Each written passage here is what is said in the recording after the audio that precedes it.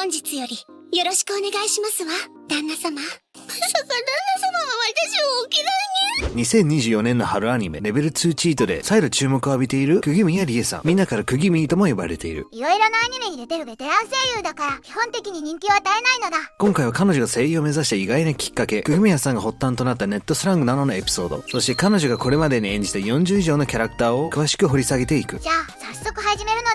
人体錬成の代償は大きかった。兄さんは左足を、僕は体を持っていかれたんだ。周りは全員敵なんだ。待ちなさい。なんで背を向けるの。生き残るのは一人だけなのよ。ごちそうさん。大変だね。12はハイスペックで。11番隊のまだらめ一角が旅客と遭遇し、一戦交えたそうです。ユージ、私はユージが好き。そう、私はあなたを殺さない。殺したくないじゃなく殺さない。サイトバカサイトのバカ。目くそよし、鼻くそよし、歯くそよし。やべ、一本ぐそ忘れてたる。空気が汚れるから呼吸をやめてくれんか。環境破壊だぞ。大切にしろよ地球は。だから呼吸をするなと言ったろこのハゲ。二人は両思いってこと。そしたら私はもう龍二の隣にはいられない。龍二の横を歩いちゃいけない。龍二のそばにいるのは私じゃない。それが嫌なんだ。今では人気作品に数多く出演している声優釘宮さんですが、子供の頃は全く違う職業を目指していた。1979年5月30日生まれで大阪府出身熊本県育ちの釘宮さんは子供の頃人前で話すのが苦手で人見知りだった。でも幼い頃から物語やファンタジーを愛し、年間何百冊もの本を図書館で借りて読んでいた読書家でした。何百冊も。それはすごいのだ。だから当時の夢は図書館で働く司書だったんだけど、高校生になると夢が変わり始める。放送部と生徒会に所属していた彼女は学校行事でアナウンスを担当し、そのうまさを同級生に褒められてマイクの前で話す仕事に興味を持ち始めた。そして高校1年の時に初めて買った声優雑誌に載っていたオーディション記事が声優への道を切り開くきっかけになった。幼い頃から個性的な声を持っていた釘宮さんに、両親は何歳になったらと言ってたけど、昔から物語を読むのが好きで、中学時代から友人に声優になればと言われ続けてたから、声優雑誌に掲載されていたオーディションの記事を見て声優を選ぶことを決心したんだ。アナウンサーの釘宮さん、なんか想像できないのだ。そして声優を決心した後の彼女の行動力は凄まじかった。傷つくな。ほら、やればできるでしょ。かわいい。名前聞いてなかった。藤川理瀬。おいら決めたんだ。もう夏とは口聞かないんだ。聞こえないよ。ハッピーだよ。それ来た。あらお兄様、ごきげんよう。気がつきましたか？切ってみました。さっぱりしたと思うのですが。ライモンの強さは本物です。聖堂山にとってかつてない最強の敵となるでしょう。ありがとうございます、聖帝。何これ回ってんの？私、水瀬いおりです。よろしくお願いします。確かにそういうことはしたけど、でも大丈夫だったのよ。これまでできてなかったから。私は男なんか大嫌いなのだ。人間、そう、人間族のオスならばハーレムを構えてやってもよいぞ。君が野原しんのすけだってこと間違いなさそうね。しんのすけさんとまるっきり同じだもの。こんな時なのに冗談言ってばっかり。高校1年で声優になることを決めた釘宮さん。声優になるって決めた後の行動力がすごかったって、それってどういうことなのだ？やりたいことは自分のお金でというモットーを持っていた釘宮さんは、オーディションに挑むためファミレスや弁当屋でアルバイトを始めてお金を貯めたんだ。そして資金が十分に貯まると再び声優雑誌を買ってオーディション情報をチェックして、高校在学中に熊本から東京へ夜行列車で向かったんだ。行動力がすごいのだ。でも声優のレッスンとか受けずに直接オーディションに挑んだの。実は釘宮さんが受けたのは1997年に開催された日本ナレーション演技研究所主催の特待生オーディションで、このイベントに合格するとレッスン費用を事務所が負担してくれるなどの優遇がある。でもこのオーディションは本当に実力のある人しか受からないかなり厳しいものだった。往復の交通費でほとんどの貯金を使ってしまったから、落ちたらどうしようとかなり心配していたけど、見事に合格したんだ。なるほど。そんな厳しいオーディションに合格できたってことは、やっぱり天性の才能があったと考えられるのだ。合格して一旦熊本に戻り、決まったが東京に行くと親に報告すると、そこまで自分でやったんなら好きにしていいと言われたんだ。そして声優としてのキャリアがスタートしたけど、最初はいろいろと苦労もあったそうだ。そうなのか。具体的にどんな苦労をしたのだ？名前などない。トロトロトロトロ。ちゃんの眷属のくせに、どうしてバンピーちゃんが寝てる間にいなくなったりしたの？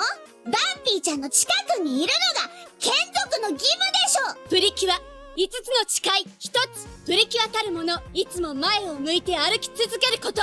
もっと強くなりなさい。やだー、置いてかないで。これあげるから。あげる。美味しいよ。わかったわ。やればいいんでしょ。でもその代わり、こいつは私がもらうから。見た感じ、あんたが一番強いんでしょ。楽しみですね。いい子にしないとまたママに怒られちゃうよ。なかなか楽しいことになってるみたいだね。やだな。自称じゃなくて紛れもなく神様テトって名前もあるしね。ところでさ、シンも王様の一族なのか？だよな。どっからどう見てもド平民だもんな。かなり気合の入った。オーディションに合格した親に報告後、一見スムーズに声優の道を進んでるように見えた久宮さんだけど、実は裏ではかなり苦労していた。合格後、研修生として日本ナレーション演技研究所主催の第1回声優サマースクールに参加し、I'm Enterprise& 私たち飛びましょうを受賞。その後、I'm Enterprise の育成機関である劇団ボアレーブでのレッスンを経て、I'm Enterprise に正式に所属となる。その翌年、1998年にはゲームエチューデプロローグ揺れ動く心の形で佐伯優美役を演じ、声優デビューを果たす。ユーミ、いいこと考えちゃいました。暇な人が3人も集まったんだから、どこか遊びに行きましょう。トントン拍子に進んでいるように見えるのだ。でも釘宮さん自身はその時期はあまりいい思い出とは思っていないとのこと。当時は熊本から出てきたばかりで、何をどうしていいかわからない状態でほとんどレッスンをする間もなく収録に臨んでいたんだって。実際彼女は芝居のことは全くわからず、ただ書いてあるセリフを読むだけの状態だったと振り返っている。ゲームは1998年の11月に発売されたみたいだから、収録はオーディション合格から遅くても半年後くらいか。確かに準備期間としては短いかもしれないのだ。だから収録時は手応えを感じられず、ただただ不安で声優に向いていないかもと落ち込んだこともあったんだ。けれどその後のゲームのイベントでファンと直接会った時、多くの人からの応援していますの言葉を聞いて、こんなにも応援してくれる人がいるんだと感じ、声優として頑張るモチベーションが湧いてきたんだって。うわ、ちょっと感動する話なのだ。そんな釘宮さんはその後キョロちゃんでメンタマル星人役としてアニメデビューし、次第に数々の作品に出演し、あるウイルスを生み出すその人気声優に成長していくんだ。あるウイルスってどういうこと？私はメンタマル星から来たメンタマル星人よ。うっかり円盤を山にぶつけて壊しちゃったの。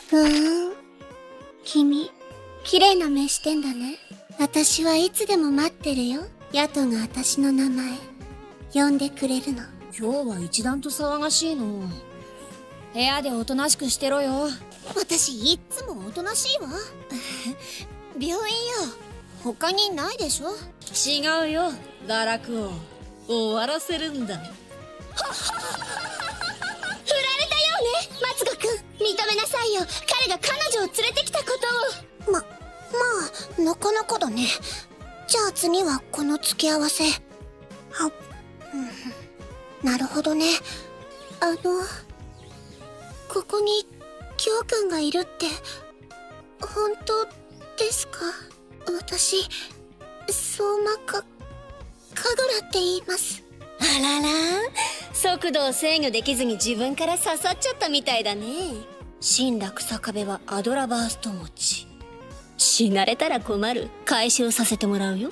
どうせあいつ東京陣営まっしぐらだもん。